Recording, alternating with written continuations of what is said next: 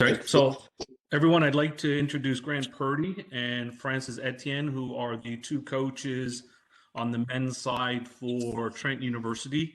Two gentlemen I've known for a very long time, two gentlemen that I probably clashed so many times in competition and opinions and how to play the game and everything else. And both coaches have been very successful in coaching club soccer.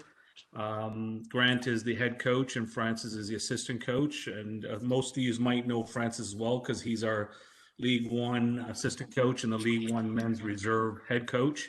And what I'm going to do is I'm going to give this whole show over to Grant and Francis to talk to you about Trent University, life in school as a student athlete, what their programs are all about.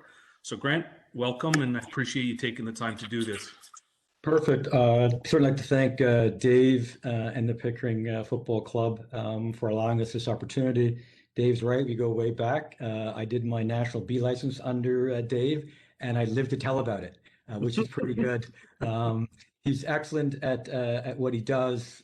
Coach development is outstanding. Not a better person for you to sort of go under the guises of that. So exactly. Again, appreciate that. Dave just helped me through my National B license, so he's on both ends there. Yeah, I don't mind. It's great. If it helps you guys, it's great. You know, it just helps everybody in the game, so it's good. So I know my camera's not covering this, but I am wearing my Trent paraphernalia as required as in the coaching contract. So maybe can I put my PowerPoint up, Dave? Yeah, absolutely. Absolutely. And how do I do that? Okay, so you just go up to the left-hand side where it says share. Okay. And then press it and then go to share content. Okay. And then once you press that, it'll come up, and just give it a second to load up depending on how much information you have and graphics or whatever the case may be. And I should be able to see it on my end. Yep, it's coming up now. And there you go. So now all you need to do is just press like a normal PowerPoint for slideshow, and that'll make the picture bigger. Okay. There you go. Perfect. Thank you. So thanks to the players for taking some time out of your night. I'm sure with virtual school going on or you're in school and homework, etc. You'd rather be on a field. So I was happy to hear when Coach Dave said some teams are out playing and training tonight. I think that's brilliant. So one of the things I want to do is talk a little bit about our program, what we do. And I also recognize how difficult the decision is. And you're young right now, things will change. But this is what we call another transition in the phase of life. And going from high school to university is one of those transformative changes. And it's a major decision that will impact the rest of your life. Spouses sometimes are met at the university. You mature as a person, become an adult. So it's really important that you get this right in terms of where you choose to be. Okay, we always start with the obligatory quote. This one is not from Lombardi as usual, but the enemy of the best is the good. If you're always settling for with what's good, you'll never be the best. So we aim to be the best. It's a difficult journey. I didn't say be the champion. I said be the best. There won't be one champion, but you have to be the best that you can be in terms of your development. So sort of, I'll talk a little bit about our vision, our philosophy, what we try to do. And I recognize, maybe some parents on here. I am a parent of a daughter just graduated from university, and I'm happy that she has a job, which is great. She's on her own and paying her own expenses mostly. And then I have a son who's in grade 12 going through some of the things that you'll be going through when you get to your grade 12 year in terms of choosing which school you want to go to and making sure it's the right fit. Okay. So a little bit about Trent academics and campus life. I'm not going to spend a great deal of time on this. You're going to have the pleasure when you're in grade 12 of having all the universities come visit your school. And they do a great job because they have the obligatory drone footage of the school. Everyone's got the nice music and the drone flying over. And they'll show you how great the campus is. I'm biased. I think the Peterborough campus is one of the most beautiful campuses in the country. It's set on the Othanabe River. Overlooking that, it's a nice small school. Lots of highlighted programs there that I'll sort of talk about. It's ranked by Maclean's as #1 undergraduate university in Ontario. 9% of the Trent grads are employed within 6 months, 95% within 2 years, and we're number one for scholarships and financial aid in Canada. So when you're choosing that, I would say that you always want to visit the school. I know COVID makes it a challenge, but when you go to the school, you'll know it's the right fit. My son got some offers and went down to the States and he looked at some of the campuses and he said, Dad, I'll never go there. I don't like the school. I don't like the buildings. And so when you go to a campus, you'll know this is where you want to be and this is where you want to fit. So, and that's why it's important that you have the right fit in terms of what do you prioritize? Do you prioritize academics or do you prioritize the football experience? It's not usually one or the other, but you have to sort of say, well, this one's got a great program for football, but it doesn't have the program. I want to go into medicine. It doesn't have that. I'll choose because I want to play football there, soccer there. And so that's not a good thing to do. So you've got to sort of look at your buckets and say, what's really important to me? And sometimes we'd love to have a player come to Trent, but it's just not the right fit for them. And I'm okay with that. It's really important that the student athlete experience is what they want it to be. So our key programs are kinesiology. That's a big word for physical education, physical and health education. And obviously you can be a PE teacher, physio, pre-med in all of that. We have a law program, a great law program, actually. You spend 2 years at Peterborough, Trent, and then you go off for 2 years to Wales in the UK. So for you aspiring footballers, you can go there and be seen there as well if you're good enough and have the experience of doing the law. Then you come back to Trent, finish off the 2 years, and then you would do your LSATs to be a lawyer. Okay. Nursing is also a program that's one of the top in the country. Forensics, if that interests you, forensics in the law, we would have that as well as the top one. And then the environmental science, because of the nature of our campus. Small school, about 7,000 students, which if I had a do-over, I would like to have that experience. I won't name the university I went to, but it was a large one, 50,000 students, and you kind of get lost. Even though you're a varsity player, you're going to get lost in all of that. So it's nice in terms of a small setting, sort of 18-to-1 ratio to faculty to students. So that's important as well. But that's what I would suggest that you do when you look at a university, is make a list of things that are important to you. Okay? Yeah, Grant, just to add to that, one of the Sure. programs we also have is kinesiology. I know it's popular with a lot of the kids coming out of high school. So that's a prominent program for us. And just going back, as Grant mentioned, we're number one in Ontario for undergraduate programs, but 8th in Canada. So it's really a good experience for a student if you find the right course that you want. Great, thanks. So I'd like to move on to our vision in terms of what we're doing, and Coach Dave will understand this, how to build a culture of excellence. And it takes a lot of dedication and hard work to try and make that happen. And so I just want to highlight a couple of things. Competing to win, it's a different thing at this level now because it's not about development anymore, it's about actually results. And getting 3 points and getting to playoffs and having aspirations to be provincial champion, to be national champion, as you do at all levels, but the way we weight those is a little bit different.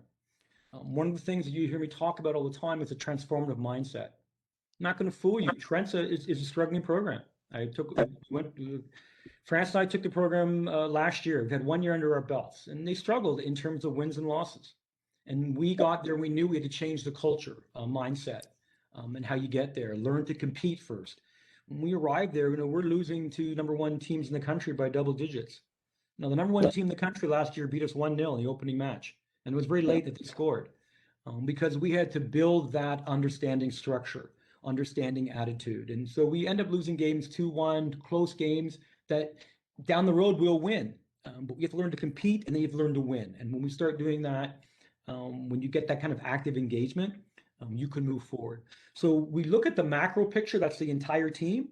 And then we also look at the optimizing the individual for performance and how do we get that? So it's all about environment, and Coach Francis and I and the other coaches on our staff lead that culture of environment. So we have to set that tone, and you can't accept losing, and you have to sort of find solutions as to why you're losing. When I get to scholarship, we don't have a lot of money, and we can make all kinds of excuses for our play, and we don't do that because you'll find out in life that when you tell people your problems, 90% of people don't care about your problems, and the other 10% are glad you have them.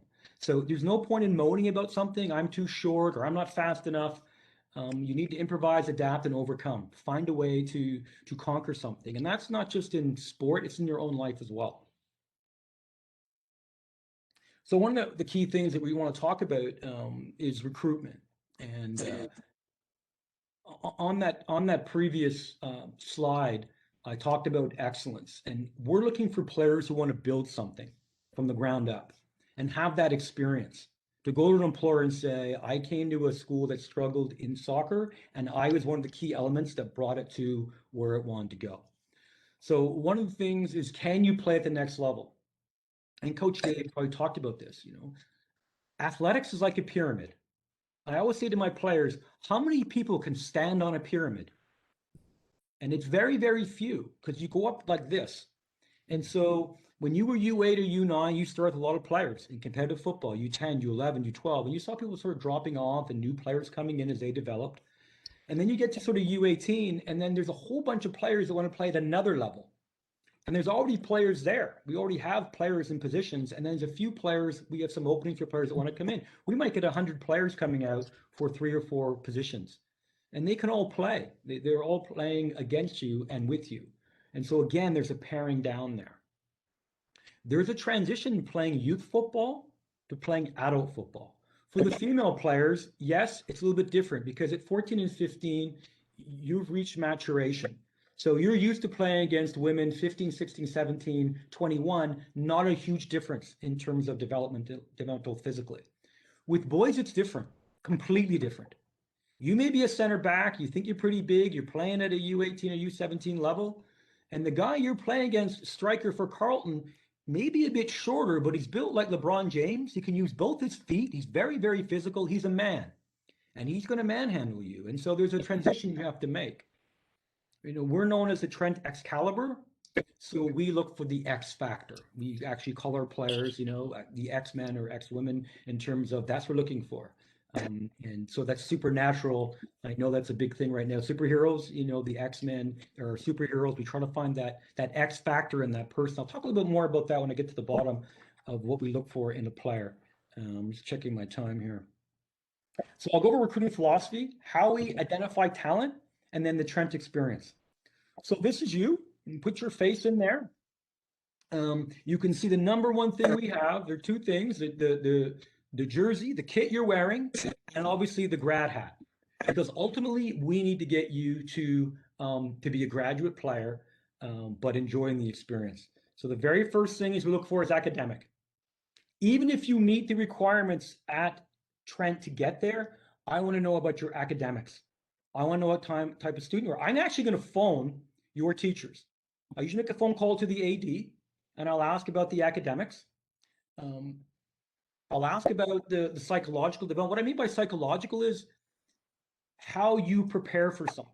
Are you anxious? Are you confident? How do you deal with those things? I'll talk about what we do to address those things, but you come in with good psychological development. I know that Coach Dave works on that. It's a key component about mental awareness and how we go through that. Tactical. How tactically aware are you?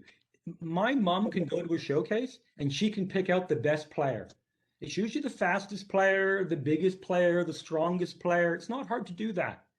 What I'm looking for is tactical nuances, something that no one else is really looking at. Do you see the game?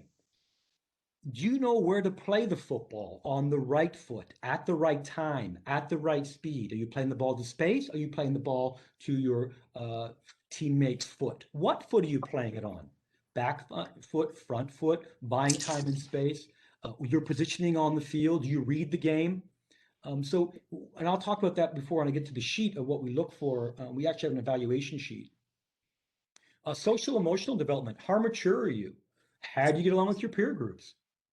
One of the things that you should be aware of is social media. How are you perceived on that? Are you posting things that are inappropriate? Bullying. We see that even in practice. There's a difference between being a leader and being a bully.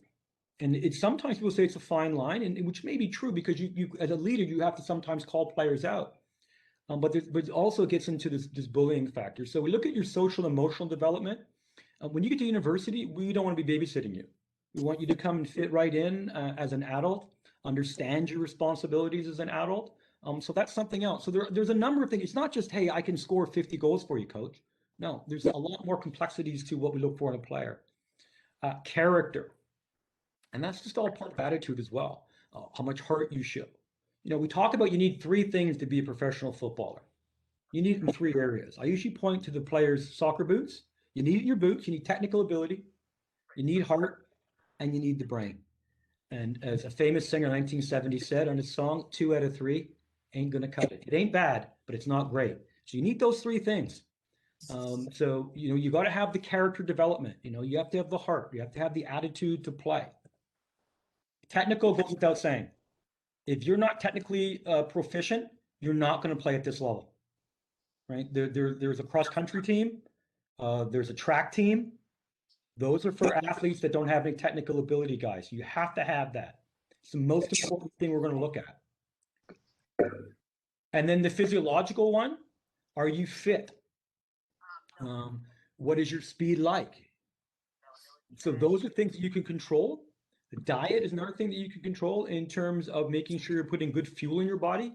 If you're a 17 or 18-year-old player at the highest level, let's say you're playing OPDL, then you should be, what we call is you're the elite crust. The one above you is TFC in the MLS, but you're in the OPDL now.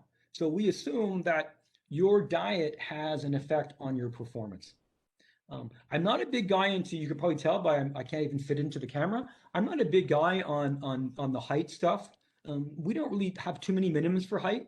The technical part and all those other elements are really important to us.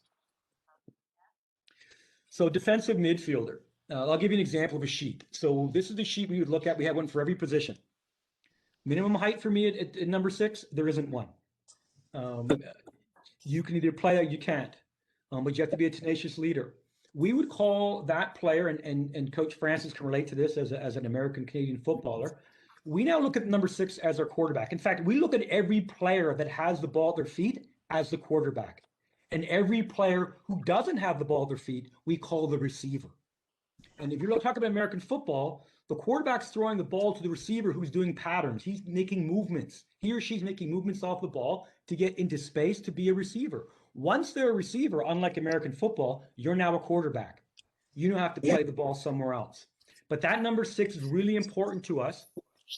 We think he should have the most, or she should have the most touches on the ball because they're starting our offense and they're breaking up offensive plays from the opposition. Vocal leader, technically solid, understands the tactics, able to understand. Another thing is our midfield is we have triangulation. You know, we last year we played a 4-2-3-1 because we didn't want to get beat by double digits, and we learned to play a low or mid block, how to counter press. Some stuff you're doing, but we also this year, because I've always played a 3-5-2 because I'm from England and I love scoring goals. So we're going to try and go to that and get the right players in those positions. But the 3 midfielders should be comfortable moving in and out of any of the positions. So you don't tell me I'm a number 6 and that's all I do. You've got to be able to go in 8 and 10 depending on the situation in the match. So that's just one example of all the players that we would look at. So we have a talent ID assessment sheet, and we would give you a score on that as we look at that. So if I came to look at one of your matches, and by the way, I don't decide on a player. We don't decide on a player until we've seen that player 3 times. You may have a great game. You may have a poor game, but the 3 games usually is a good assessment of everything. We get lots of videotape. The problem with videotape, guys, it's a compilation, and I can't see the pace of the game. I can't see the competition you're playing. Yeah, you did a great step over. But you did a Maradona, but who were you playing against? What was the level you were playing against? So that's important as well. And then we have attitude on there as well, leadership, confidence. We would ask the coaches, have you done any fitness testing? We look at that, and we look at quickness, speed. Speed and quickness, we do 2 different things. How quickly you react to something. How quick are you over 3 or 5 meters? There's not too many people that run 100 meters on the field, unless you're Mbappe. That doesn't really matter to me. How quick you can move 5 or 10 meters is what's really important. And then the quickness of your mind as well. So what are our methodologies? I don't want to bore you too much with all of this, so I'm going to just highlight 2. Economical training. What is economical training? Economical training means we try to do the physical, the social, emotional, the technical, the tactical development of a player within the session we're running or the drill that we're running. We try to have at least 4 of those in the session that we're running. And so because the season's so short in university, we don't compartmentalize. We don't say tonight's fitness, guys. We don't do that. We don't say tonight's technical work or tonight's tactical work. We do it all in the bucket together. We don't separate the two. We want to be economical with our training. So we think we can get fitness done with technical touches and tactical acuity and character and attitude. So we design our sessions around those things to make sure that if we've got a 15-minute session that we're running this particular objective, that all those things fall within it. And they may be prioritized differently, but all of them are in there somewhere, okay? The periodization of training, and Coach Dave, takes you through this. So I'll talk about how we cultivate those metrics. So I gave you all the metrics. Now, what do we do at Trent to develop those in you when you get there? Academic is a separate one, but we do track our players to make sure that they're meeting the requirements academically. Psychologically, so when you find out my background, I have a master's in sports science with a specialization in psychology. And so we do a number of units within the year. We do, for example, performance anxiety. Why do players get anxious taking a PK? I mean, England could do a whole section on why they fail at PKs. But the whole, like, that pains me, but the whole idea is why are you anxious before a game? What are you doing in preparation before you get to a game? Are you goal setting? You probably right now, what are you doing tomorrow? I'm going to practice. I'm going to training. But what are you training? No, I'm just going to training. I'm going to show up. The coach is going to give me something. And no. What is your objective at that training session? Do you put a little note in your soccer boot? Tonight, I'm going to work on my weak foot. I'm really going to emphasize my weak foot tonight, right? I'm going to work on playing the ball a little bit quicker and with pace, because anyone can play a ball from A to B. It's the pace you put on that ball. So you have to have a goal that you set at each session. It's just not, I'm going to show up and he's going to train me. So we do confidence, how to build confidence. We do self-talk, negative and positive, how to get there. So we do these different units throughout the year in terms of psychological development. And so social and emotional is another cultivating things in terms of maturity. We're going to give you responsibilities. So we have those things. Tactical, every player gets a playbook. Every player has by position expectations with and without the football. It's our objective for me as a teacher, I have to tell you what I want from you as the number 10 attacking player. Here's what I want you to do. This is your responsibility within the 90 minutes of the match. This is your responsibility at training. This is your responsibility pre-training, post-training. So we talk a little bit about that and we develop that in you. So the technical part is pretty minor. Obviously, we're working on maintenance at that point.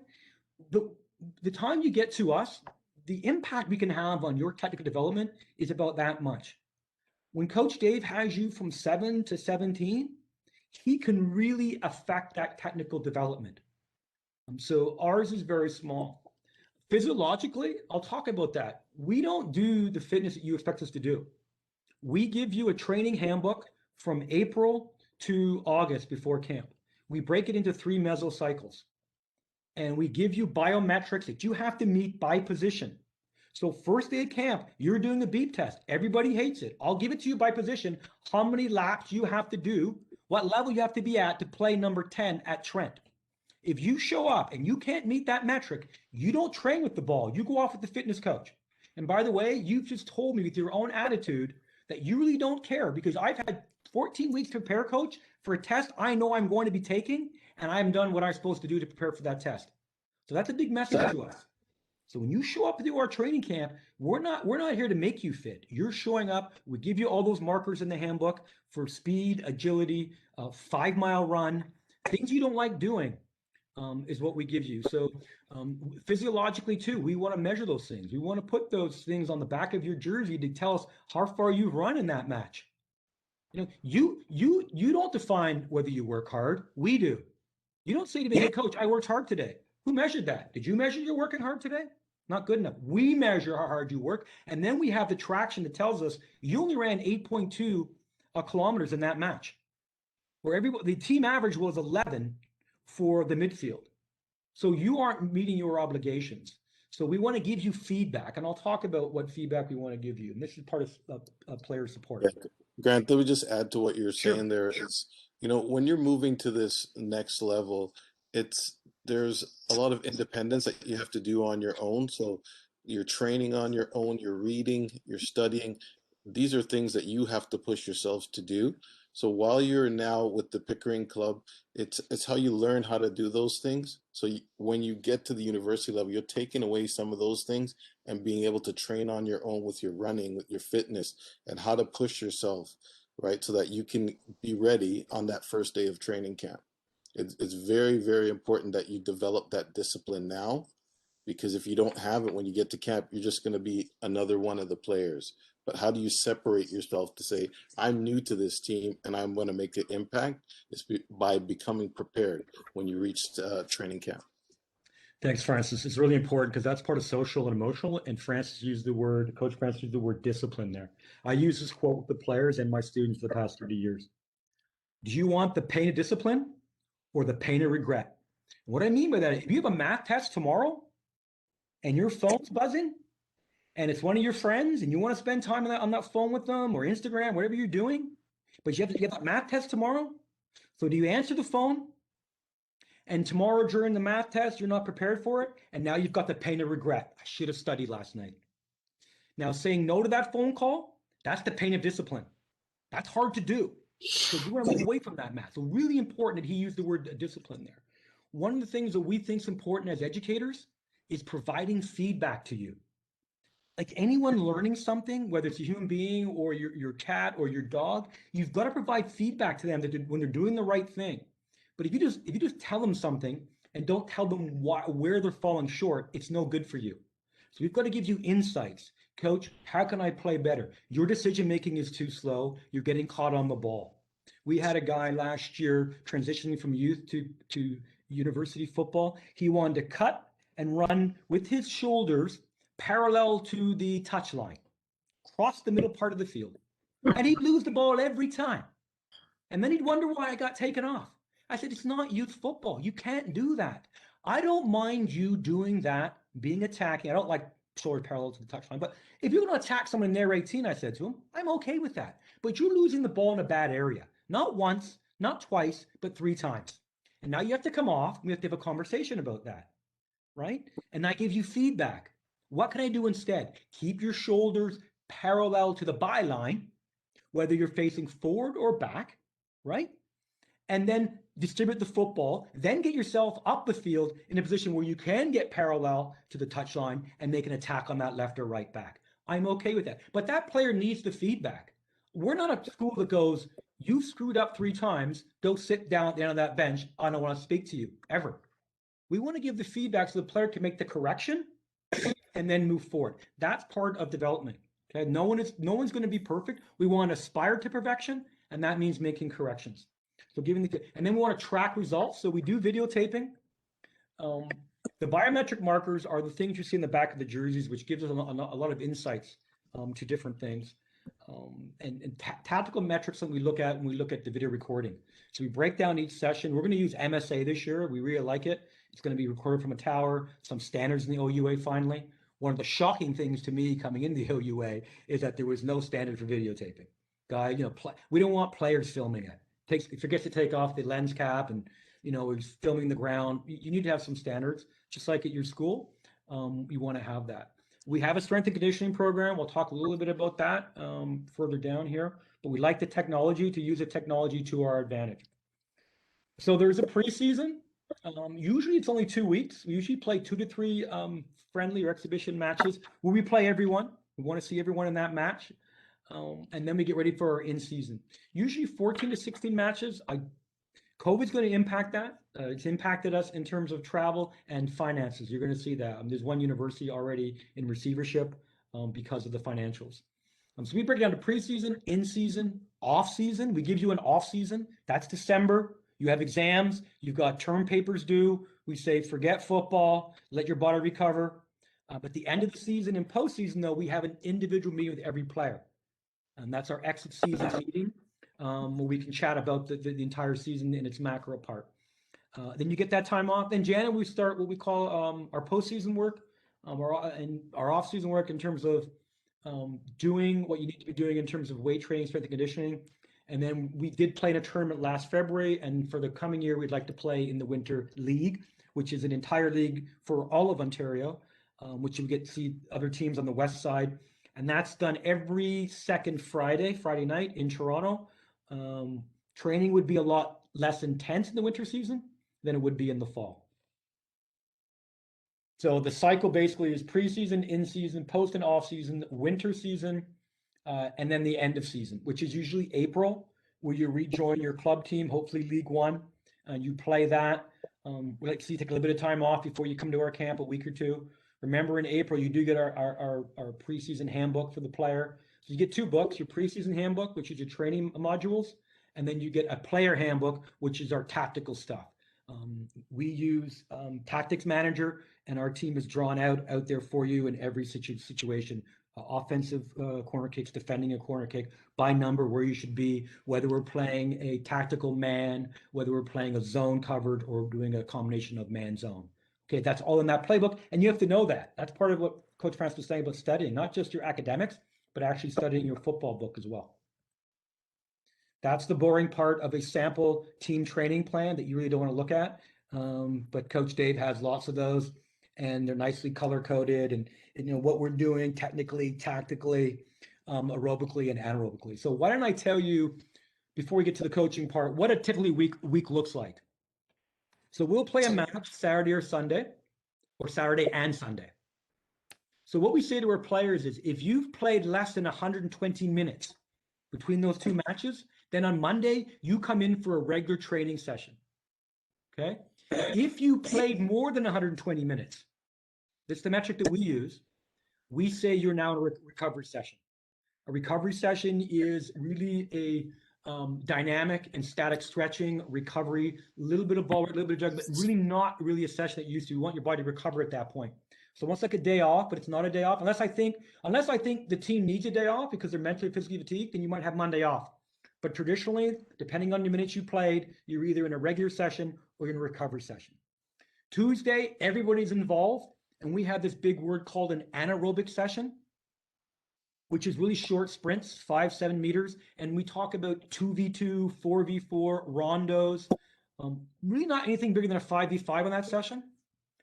And then on the Wednesday, we're into what we call an aerobic session, and we're taxing that system, and it's 7v7, 9v9, at the end 11v11. Lots of different module work there. Thursday, we're into full tactics, 11v11, a lot of work about what the opponent's going to do, what your responsibilities are, what system we're playing, what system they're playing. We rehearse all of our set pieces at that point. And then Friday is usually off from training, but it's video work. We'll give you some video scouting information about the team we're playing. Saturday, we try to have a pregame meal in the morning. Watch some of the women if they're playing, prepare for the match, and then play the match. Sunday is off. We upload the tape about 6 hours after, and so you can have the feedback fresh in your mind. A lot of players actually like to watch themselves play. We can take some notes from there. I didn't talk a little bit about myself. I know Dave did a little bit. I won't spend a lot of time on this. Varsity athlete at York University, spent the last 30 years as a teacher, athletic director, principal, high performance director, and all the other good awards you get to win when you think you're working hard. Okay, but education-wise, honors BA, a BA, and a master's of sports science, and again, I focus on sports psychology. And then, of course, I want to talk about Coach Francis. I call him the associate coach. I'm really, really tremendously happy to have Francis with us. He is a national champion. I made Francis bring his ring to us. He's a Vanier Cup winner. I don't care if it's in American football. I really don't. He's a winner. He's a coach. He understands that. Something about Coach Francis you should know. Out of high school at University of Toronto, he didn't play the first 2 years. He rode the bench. And guess what his friends were telling him to do? Why do you keep going to training every night? It's raining out. It's snowing out. It's cold out. You should quit. You should quit. But he listened to the right voices. Because real friends would tell you, no, keep going. And he kept going with the right attitude and the right discipline. And by third year, he's starting to get a lot of game time and getting recognition. and getting exposed. And by fourth year, he gets drafted to CFL. So the first 2 years, nothing, but was patient. Second 2 years, became a stalwart, got drafted. Let me tell you, a professional team has enough about them to say, we're going to take a chance on you. We're going to actually pay you to play. That's significant. A coach is a coach is a coach. I mean, Richmond Hill, Wexford, Ajax, Pickering in terms of the League One. Showcase winner. Really, really happy that that he's done all that. That's the HBA. I'm giving the credit for my stuff there, France. I know you don't have that. Must have carried over from my side. But he does have a national. He does have a national B license, and he's a two-time coach there. So really happy that Coach Francis is involved.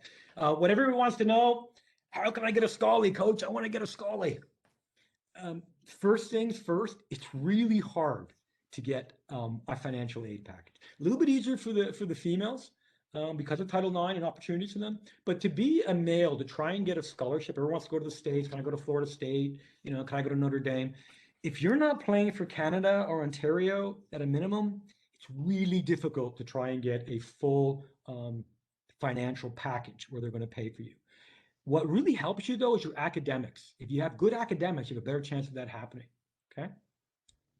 Your GPA, if you have a GPA of over 80 at Trent, automatically you get a scholarship coming in. For every 5% that's higher, your number goes up on your financial aid package. If you keep an average over 80, that renews each year. We also have what we call our green and white, which is a one-time financial award for the players we're recruiting. We have up to $4,500 we can allocate for an athlete coming in, one-time deal to come in and to enhance that academic scholarship. Trent University is #1 for bursaries and scholarships in the country. You need to go on there because a lot of guys are smart. They can find out they can get a lot of money from different parts of it, of Trent, okay? Facilities, one of my favorite pictures. That's our player, David. We have 1 in 7 students at Trent is an international student. So we get lucky sometimes. This player came from Nigeria. Hey, Coach, can I try out for the team? And you're thinking, hey, from Nigeria. Somebody, yeah, sure, come on out. Leading scorer. What a player this guy was. You can see the crowd in the background there. It's not like that every match. That was our regatta. We are, as I mentioned, we're on the river. So Trent rowing and lacrosse are really top programs there. So that's regatta weekend.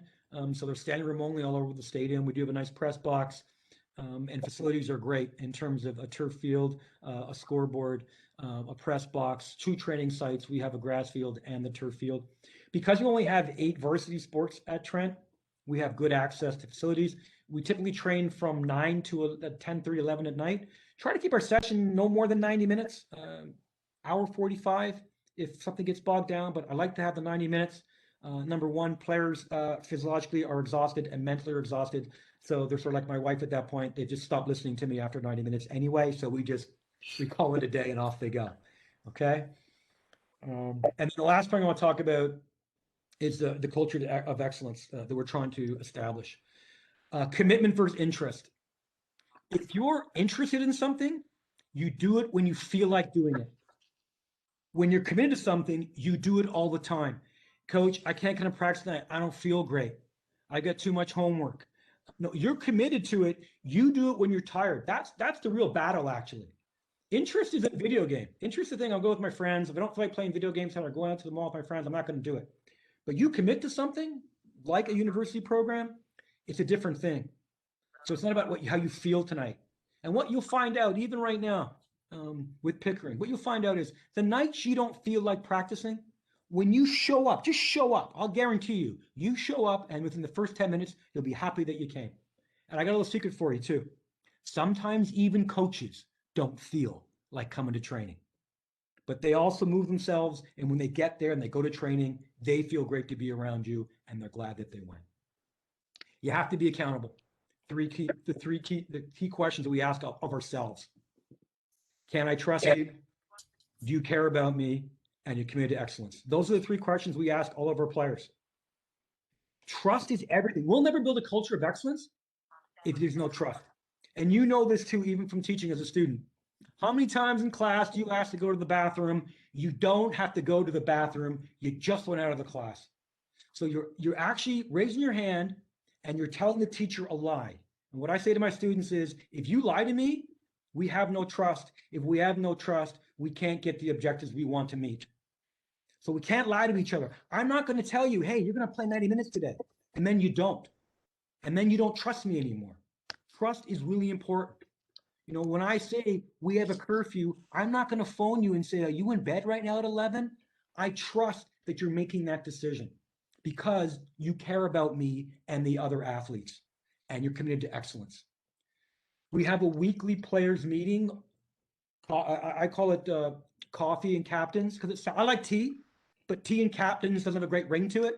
So we just call it coffee and captains. And then we have one player, any player that we select can be a first-year player, comes with the captain, and we rotate that player every week. And they sit in that little environment, the three of us, and we just chat about how they're feeling, what's going on, how school, how they're finding the assimilation to playing at a varsity level. We think that's really important. And, you know, players confide in other players. There is a negative about coaching your own kid. There is a negative to that, but there is one really great positive, coaching your own kid. They'll give you an insight to what is happening on that team that you don't see. And we look for our captains to do that for us because the captain and I and France have a different relationship, right? I mean, I'm still called Coach Grant. Everyone addresses me by my first name when they graduate. There's that little bit of respect that we have for all of our coaches, but the captains get that kind of privilege, not on the field, but when they come for coffee or tea, we call them by our first name at that point because it's an informal meeting. Okay. Transformative mindset. The last thing I'm going to leave you with is this. You can't stop believing you can get somewhere. There's many different pathways to excellence. It's not about extraordinary people doing extraordinary things. I promise you that. It's ordinary people. Terry Fox ran 26 miles a day. He did run it. You can say you limp it. You try and limp. If you think he limped, then you try and limp 26 miles every day for 142 days.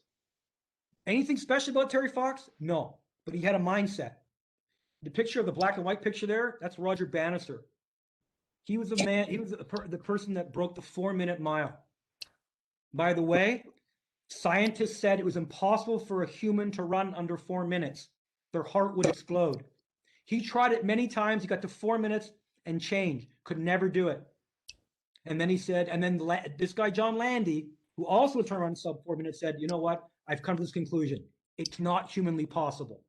And on May 26th, Roger Bannister ran 3:59. And then 2 weeks later, someone ran 3:58. And a month after that, someone broke that record because it's a psychological barrier. So believe in yourself. I'll tell you right now, we don't get blue chip players. Very few. We get some blue chip players. Our number 6 is a blue chip player. He'll play in the CPL, I do believe. Great player. Because we don't have the money other schools have. The player I'm looking for is a guy with the guy or girl with a chip on their shoulder. The person that's been overlooked. And there are lots of them. We have a guy who was a rookie of the year last year, went to a showcase. No one looked at him. I love what I saw. I loved his heart. I loved his tactical acuteness. And I recruited him. And he's a rookie of the year. So don't sell yourself short. You know, I got Jerry Rice in that picture, probably before your time as well. And now you know number 10 back there in the bottom. His name's Tom Brady. The most unathletic guy I've ever seen. You don't believe me? Go to YouTube tonight and look at his 40-meter run. If he was racing a pregnant woman, he'd finish a distant third. This guy has no speed, but he has a brain that's unbelievable. And he has a determination. When he started the Patriots, the owner saw him. He said, hey, you're Tom Brady, you're a third-string quarterback. He says, that's right. But I'm going to be your starting quarterback within a year. And he was. You have to believe the guy on the right, the big football player, undrafted. Mark Giordano, undrafted player. Nobody wanted him. Enrolled in university. The picture of Lester there. Jamie Vardy played just for local club teams. Wasn't until he was 25 or 26 before he cracked the big time. So don't rush yourself because we're still making predictions as coaches. We're looking at you as a 17-year-old player. What you are between 17 and 22 are two different things. So we recognize that. But I'm looking for players. We're looking for players that want to build something and players that maybe they're being overlooked and believe in themselves. Okay. If there's any questions, happy to answer. That's our number 6, by the way. Tremendous player, very, very gifted player, great attitude. So we do get some blue chips, but he loved the program at Trent, and that's why he went there. He could have went somewhere else and got more money, but chose our school because he chose the program that he wanted, one of the few programs in the country that we offered, and that's why he went there. if you have any questions for either Francis or myself, I'd be happy to answer them for you. Okay, so I'm going to open it up on the chat so that, or that they can put their hands up, Grant, Francis, so they can ask questions. If everybody wants to turn on their cameras so that it would be much appreciated, so that you all are there, that the coaches can see you. So, does anybody want to start off with a question? Jonathan. Hi, Jonathan. Hello, my name is Jonathan. I play on the 2006 CSL team. My question is, where can we get these player profiles? Like the one they showed us before? Where can we get those?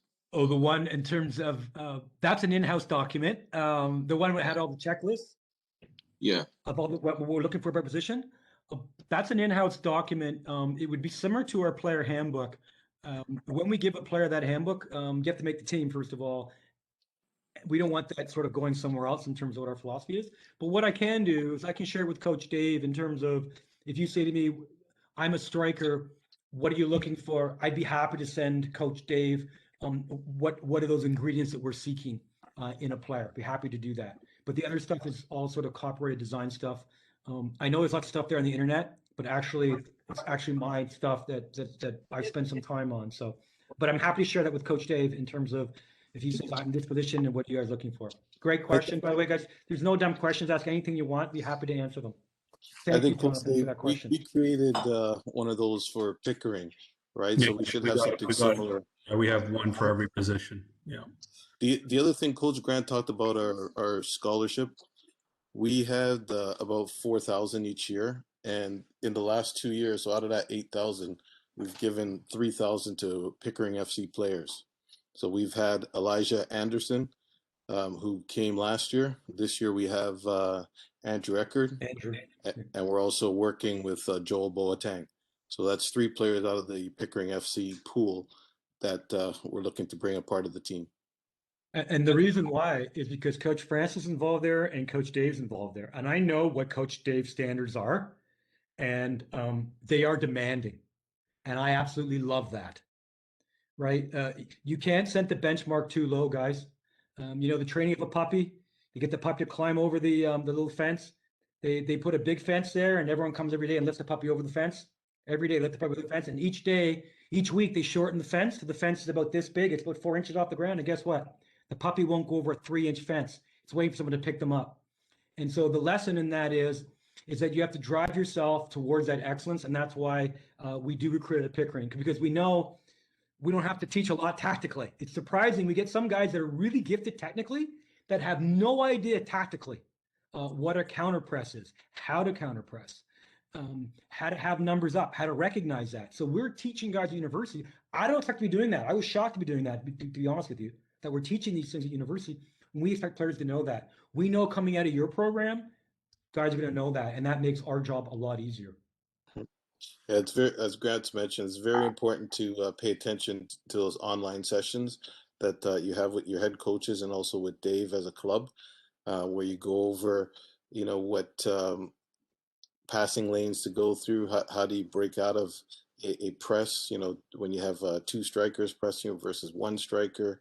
A lot of positive information that you learn in those sessions.